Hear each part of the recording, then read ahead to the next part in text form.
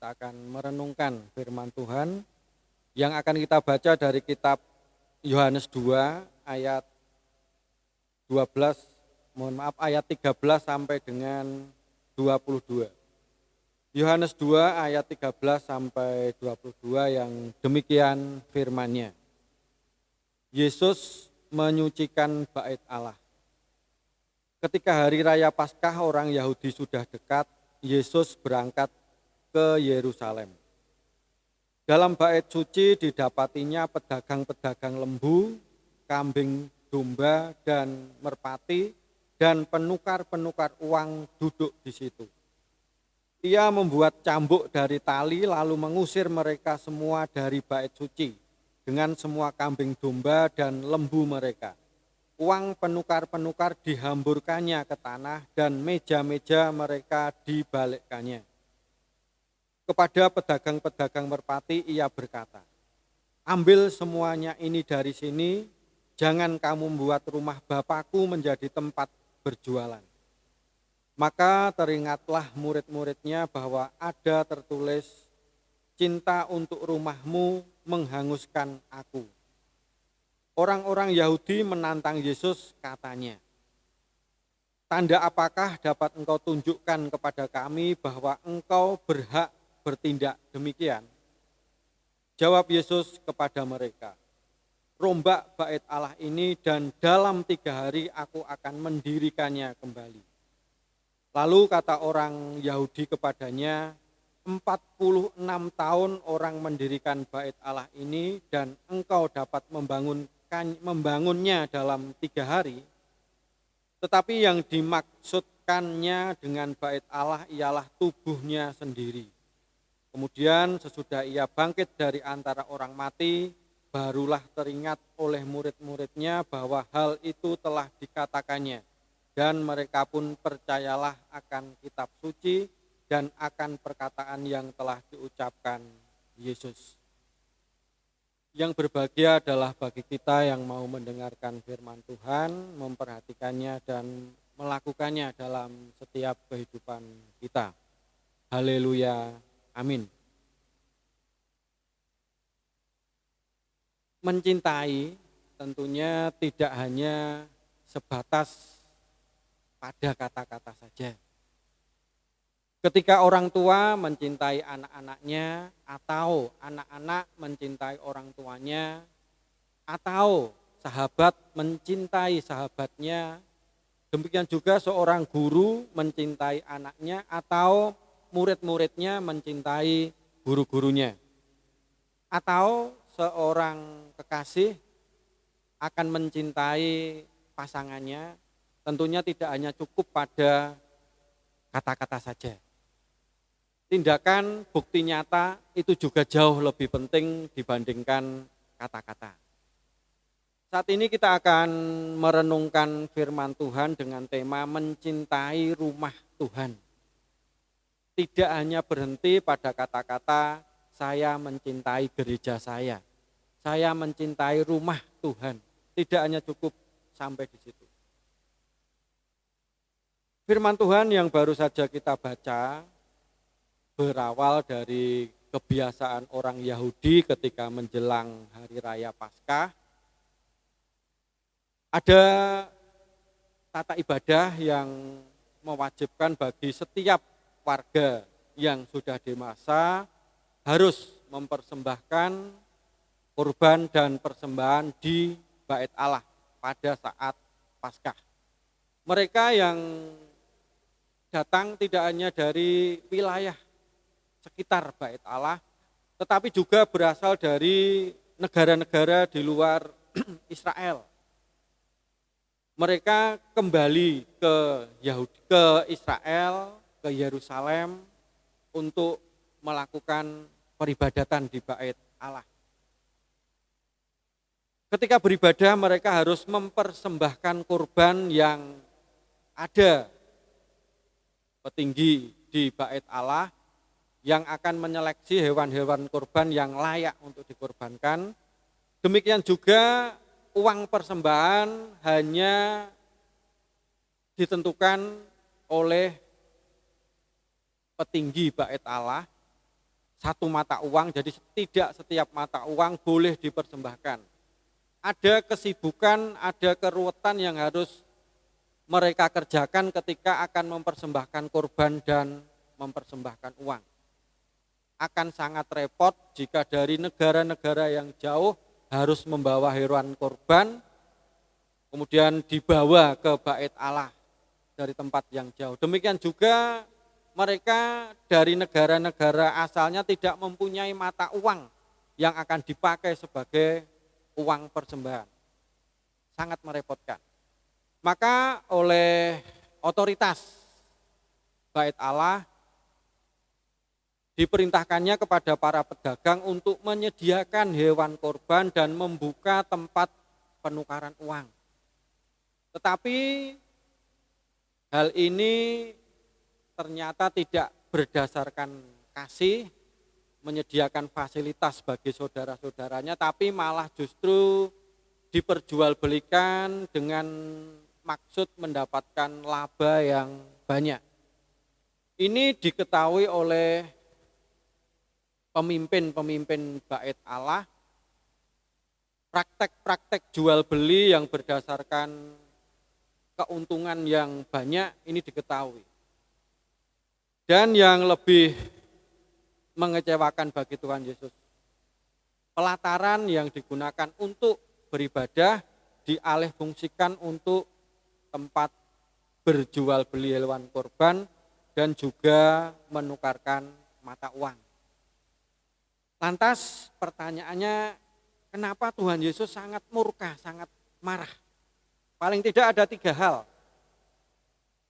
Yang pertama bahwa Tuhan Yesus melihat ketidakadaan cinta pada rumah Tuhan. Seharusnya orang yang beribadah di situ memberikan rasa hormat cintanya kepada rumah Tuhan, tetapi sudah tidak ada lagi. Bahkan pada Injil yang lain, di situ juga ada praktek kejahatan. Dan ini yang salah satu yang membuat Tuhan Yesus murka. Yang kedua, Tuhan Yesus menyatakan pada ayat 21 dan yang 22, Tuhan Yesus akan dapat bisa membangun kembali rumah atau bait Allah dalam waktu 3 hari. Padahal mereka telah membangunnya selama berpuluh-puluh tahun.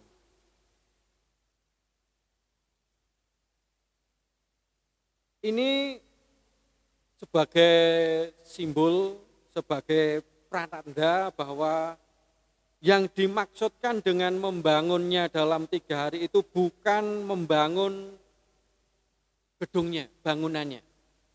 Tetapi yang dimaksudkan adalah kematian dan kebangkitannya menandakan pembaruan atas ibadah yang selama ini mereka lakukan.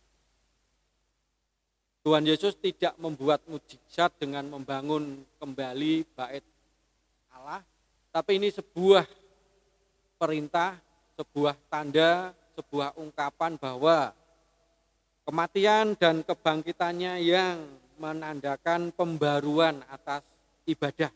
Inilah makna gereja, di mana orang-orang percaya kepada Tuhan Yesus dan bersedia untuk dibaptiskan. Makna gereja yang sebenarnya.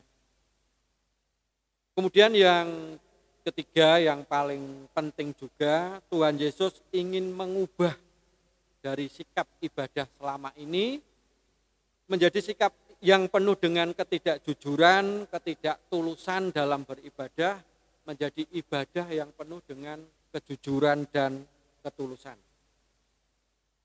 Saudara-saudara yang terkasih dalam Tuhan Yesus Kristus, beribadah, bergereja adalah tugas bagi setiap orang percaya. Sudahkah kita mencintai rumah Tuhan dalam bentuk fisik dengan menghargai gereja-gereja yang setiap saat kita gunakan untuk beribadah? Dan yang lebih penting lagi, makna gereja yang sesungguhnya.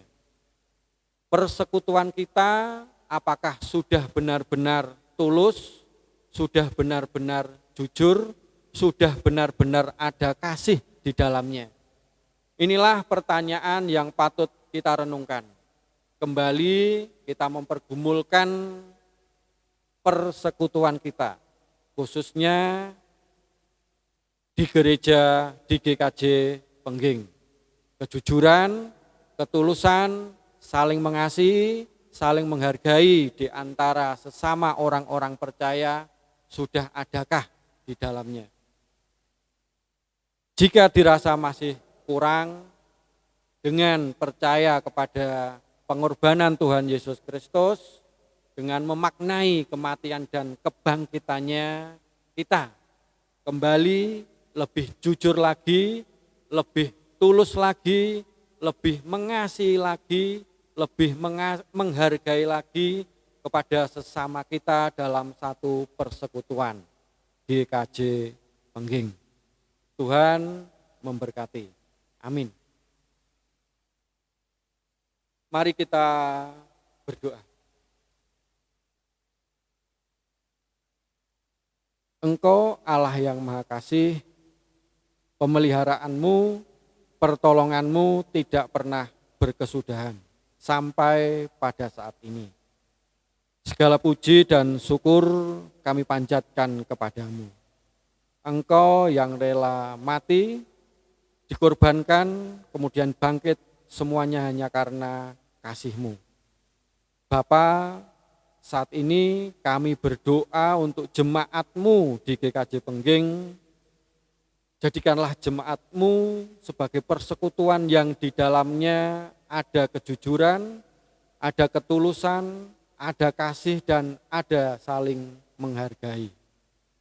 Kami juga berdoa untuk pemuda dan remaja GKJ Pengging, jadikanlah mereka generasi muda yang semangat pelayanannya akan terus menyala-nyala, tidak pernah surut, tidak pernah padam, menghadapi kondisi apapun. Jemaatmu yang masih muda ini tentunya juga akan menjadi harapan bagi kami untuk menjadi penerus generasi yang akan menopang, membawa namamu selalu dimuliakan di bumi ini. Saat ini kami berdoa untuk Bapak Pendeta dan keluarga, majelis dan keluarga, seluruh komisi yang ada, seluruh panitia yang ada, seluruh tim yang sudah kami bentuk. Pakailah mereka ya Tuhan, berikan mereka semangat untuk melayani, sehingga GKJ Pengging akan semakin kuat, kokoh dalam persekutuan.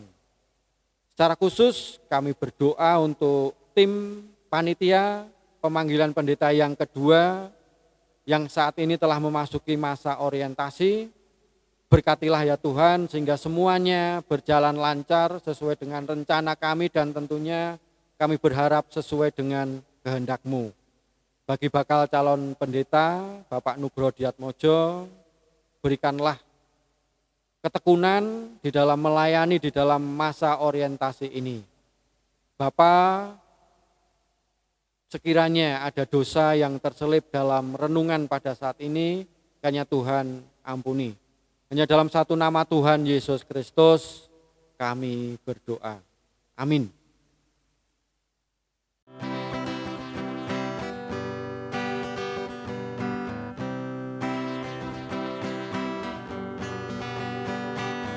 Hari